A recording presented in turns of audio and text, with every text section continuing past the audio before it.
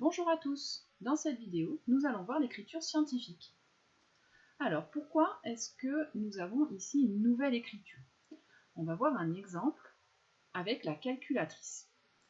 Imaginons que l'on veuille calculer 3 600 000 fois 2 millions. Si vous tapez ce calcul à la calculatrice, regardez ce qu'elle va vous afficher. Alors, si vous prenez soit la TI, soit la Casio, vous allez donc taper tout simplement 3 600 000 sur votre calculatrice, fois, et puis vous tapez vos 2 millions, donc avec la multiplication, et puis les chiffres qui sont là. Qu'est-ce qu'elle va vous afficher, votre calculatrice? Eh bien, elle va vous afficher le résultat suivant. 7,2 fois 10 puissance 12. Alors, pourquoi est-ce qu'elle vous affiche ça? Tout simplement parce que si je regarde le résultat de ce calcul, on se rend compte que pour l'écrire, on a besoin d'un certain nombre de chiffres.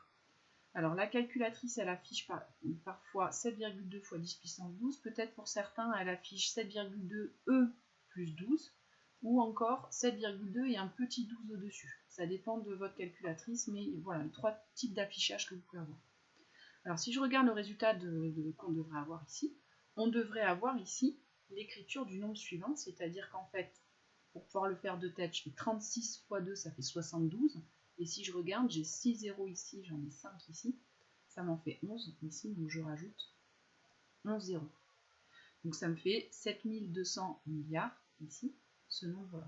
Alors ce qu'on se rend compte, c'est que dans ce nombre-là, j'ai 13 chiffres. Sauf que la calculatrice, elle n'arrive pas à afficher les 13 chiffres. La capacité d'affichage de votre écran de calculatrice est parfois limitée.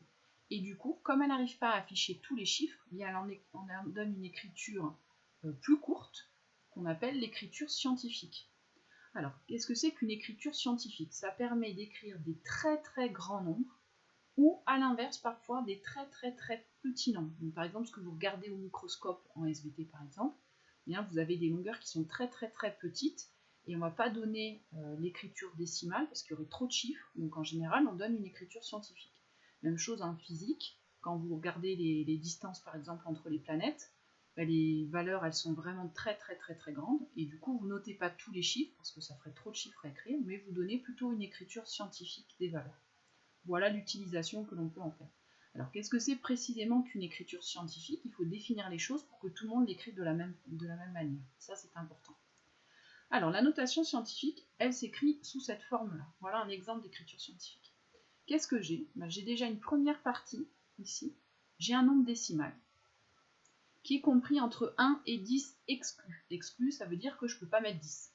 Autrement dit, le nombre, ici, décimal, c'est un nombre qui va être plus grand que 1 et plus petit que 10 strictement, c'est-à-dire qu'il va s'écrire 1, quelque chose, ou 2, quelque chose, ou 3, quelque chose, etc., jusqu'à 9, quelque chose. Voilà à quoi ça va ressembler le nombre qui est ici, le nombre décimal qui est devant.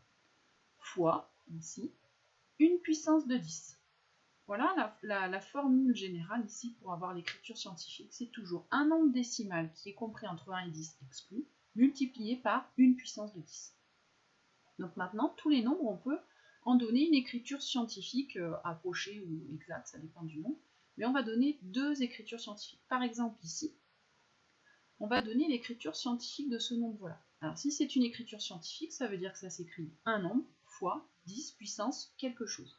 Alors maintenant, il va falloir que je complète mes pointillés, mais en tout cas, l'allure générale, ça doit ressembler à ça. Alors on va commencer par le nombre qui est devant, ça doit être un nombre décimal qui est compris entre 1 et 10. Si je regarde mon nombre ici, je pourrais très bien mettre une virgule ici et écrire 8,29, sachant que les zéros qui sont derrière ne servent à rien. Mais effectivement, le nombre que je vais mettre devant, là, ça va être 8,29. Maintenant, il faut que je fasse fois 10 puissance combien pour que ce nombre-là soit bien la même chose que celui-ci. Mais il faut regarder le décalage de virgule. Si ma virgule, je la mets entre le 8 et le 2 ici, alors que moi, mon nombre, il a 9 zéros de plus. Je vais regarder de combien je dois décaler ma virgule. Donc je dois décaler ici de 2, plus encore les 3 qui sont là, 5, 8 et 11. Donc en fait, j'ai un décalage de 11 ici. Le nombre qui est là, c'est un très grand nombre, donc la puissance de 10 va être positive. Donc là, c'est 10 puissance 11. Voilà l'écriture scientifique du nombre. C'est un nombre décimal compris entre 1 et 10 exclus, donc ça c'est bon, fois une puissance de 10. Et puis cette écriture-là, c'est bien exactement la même que celle-là, puisque là, si je multiplie par 10 puissance 11, je décalerai ma virgule de 11 rangs. C'est bien ce qui est le cas ici, hein. J'ai bien un décalage de 11 entre la virgule qui n'est pas écrite ici pour le nombre entier, et la virgule que l'on souhaite mettre ici. Voilà pour cette première écriture scientifique. Maintenant, on va regarder l'écriture scientifique d'un nombre, ici, qui est très petit. 0,0000213. Alors, même chose, c'est une écriture scientifique, donc ça va s'écrire un nombre fois une puissance de 10. Donc il va falloir commencer par trouver quel est le nombre qui est là. Mon nombre qui est devant, ça doit être un nombre entre 1 et 10 exclus, donc plus grand que 1. Je ne peux pas faire 0, quelque chose. Donc j'ai pas le droit de mettre par exemple 0,213, ça ne marche pas. Donc je vais être obligé de mettre 2,13. Là, c'est le nombre qui va être effectivement le nombre décimal qui va être devant. Je vais mettre ma virgule finalement ici. Maintenant, ce qu'il faut que je regarde, c'est que mon résultat, c'est un nombre qui est très petit. Ça veut dire que ma puissance de 10, elle ne va pas être positive, elle va être négative. Et je vais regarder le décalage de virgule. Ma virgule, je vais la mettre là, alors que normalement, elle est là. Donc je regarde de combien j'ai décalé. 1, 2, 3, 4, 5 rangs. J'ai un décalage de 5 rangs entre la virgule que je veux mettre ici et celle qui est en réalité sur le nombre. Donc ici, 10 puissance moins 5. Voilà pour l'écriture scientifique. En fait, vous mettez la virgule entre les deux premiers chiffres de l'écriture qui sont non nuls, donc là par exemple entre 8 et le 2.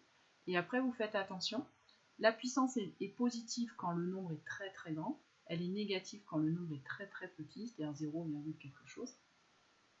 Et puis après, il faut compter le décalage de virgule, donc la virgule là où vous voulez la mettre et là où elle était au départ, et vous regardez le décalage entre les deux.